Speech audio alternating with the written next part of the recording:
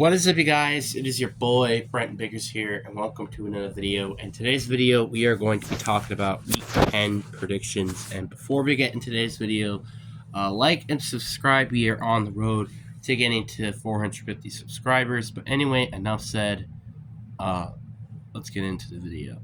So let's start off with the Thursday night football matchup, which is the Baltimore Ravens taking on the Cincinnati Bengals.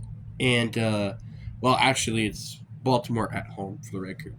But this is actually going to be a very interesting game because just like the Ravens, they, obviously just recently lost to the Browns and I'm pretty sure. And then they also just kicked the freaking Broncos' butt.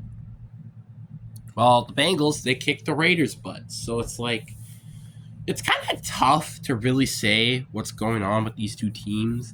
Ravens are kind of in a really must-win here, but also same thing with Baltimore if they want to win their division. So this is a very, very tough game, and I think I'm going to go with the Baltimore Ravens to win here, just because, again, they have home field advantage, and just Cincinnati hasn't really been doing that great, so yeah, I'm going to go with the Ravens. Then we got our Germany game, I think. We got the New York Giants taking on the Carolina Panthers.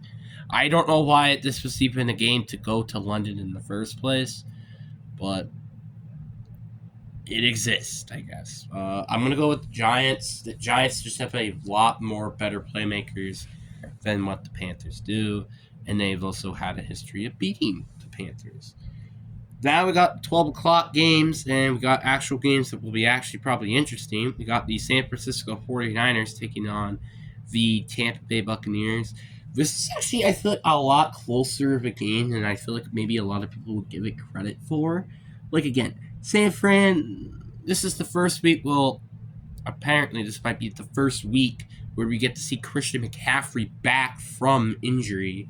So that's going to be interesting. But then also the Bucs also almost just beat the Kansas City Chiefs last week, which the Bucs didn't even were that close. So this is a very, very tight game, and this can really go anybody's way here. But I think I'm going to go with the San Francisco 49ers just because the Bucs, they're so injury prone, and it's kind of sad because it's like you kind of could have a feeling that this team could really do really well if it weren't for that. Following that, we got the Atlanta Falcons taking on the New Orleans Saints. And I know this is a weird opinion, but I think I'm going to go with the Saints here. The reason why I'm going with the Saints is because their team is going to have a completely new head coach. So I think it may surprise the team. So I think that might be what the reason is. Plus their offense, I don't think will maybe be that great against the Saints defense, but you never know. Then we got the Broncos taking on the Kansas City Chiefs. I'm still going to go with the Chiefs. I don't think this is really a question. Bills versus the Colts. I think I'm going to go with the Bills here. Just they've had... I know their defense has been a little up and down this year, but their offense has been very consistent all year. So easily I'm going to go with the Bills here. Then we got, I think, probably the game of the week, if I had to imagine. We got the Pittsburgh Steelers taking on the Washington Commanders. Two very, very good teams in the NFC, AFC, respectable. And, I mean, I know this is weird, but this could potentially be a Super Bowl matchup here. Just saying. I mean, will it probably happen? Absolutely not. But it's a potential matchup. But I think I am going to go with the Commanders to win here. I think the Commanders have a very, very, again, they do have a somewhat solid defense, which is going to be good against that Pittsburgh's offense that really isn't consistently that good. And I think the one part that's going to be interesting in this game is which strength will be better, the Steelers' defense or the Commanders' offense. Following that, we got the Minnesota Vikings and the Jacksonville Jaguars. Jacksonville Jaguars almost beat the Philadelphia Eagles last week. And also with the Vikings almost losing to the Colts last week, I think I'm going to go Jacksonville Jaguars to win this game. Like, just because, like, let's face it, man. Minnesota, they're not as good as I feel like a lot of people are saying. And the Colts game basically speaks to itself. So I'm going with the Jaguars here.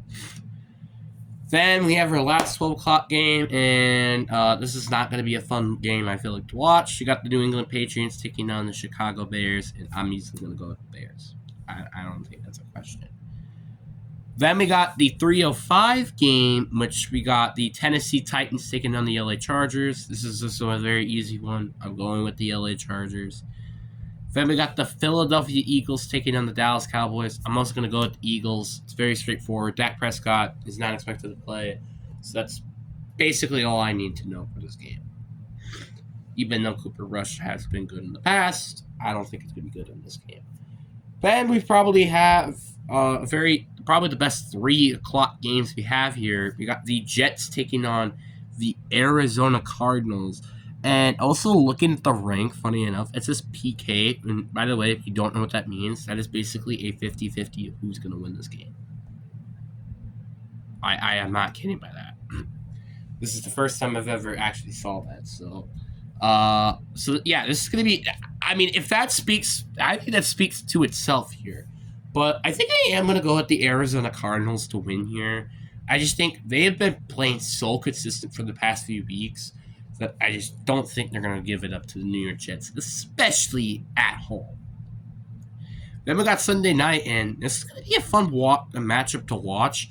We got the Detroit Lions taking on the Houston Texans.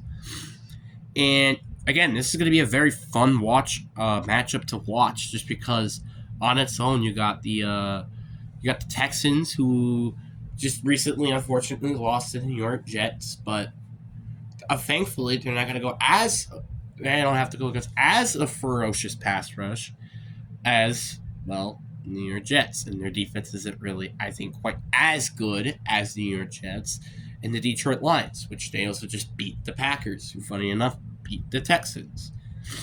So because of that, I think I am going to still go with the Texans here. I think the Texans will just win just because of the factor, again, they're probably going against a worse defense this week.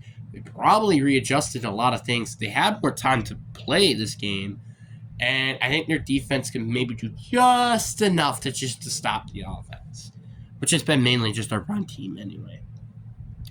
Then we got Monday night, which is the Miami Dolphins taking on the Los Angeles Rams. This is another interesting game to watch, I think, as well. Just because, again, you have the Dolphins, which are been playing very well as of late, but then you also have the Rams, who, well, again, just beat the Vikings 2 weeks ago, which, depending on how good they are, it's kind of iffy. I think I am going to go with the Miami Dolphins to win here. Like, I think it's about time they're about to get a win. And, I mean, hey, they're still in the playoff picture, technically, if they just don't lose a game, or maybe lose one game, but I'm going to go with the Dolphins here. Then we got the teams that deserve the bye week the most, and I think the team that deserved the bye week the most, it is very tough between the Packers and the Seahawks, but I think the Packers deserved it a little bit more because of Jordan Love's injury.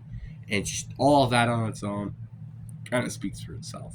Then we got the Seahawks obviously right behind them, and this makes a lot of sense. Geno Smith needs to be maybe reconsidered as potentially a backup because of how poorly he played against the Los Angeles Rams. So therefore, I think it's very close. Then you got I would say the Cleveland Browns, just to figure out what they need to do on offense, because, again, offense is their biggest issue. And then the Raiders, which honestly I think the Raiders would rather just have the season done and over with so they could lose the games and stuff. So, yeah. But anyways, I really hope you guys enjoyed this video. Peace.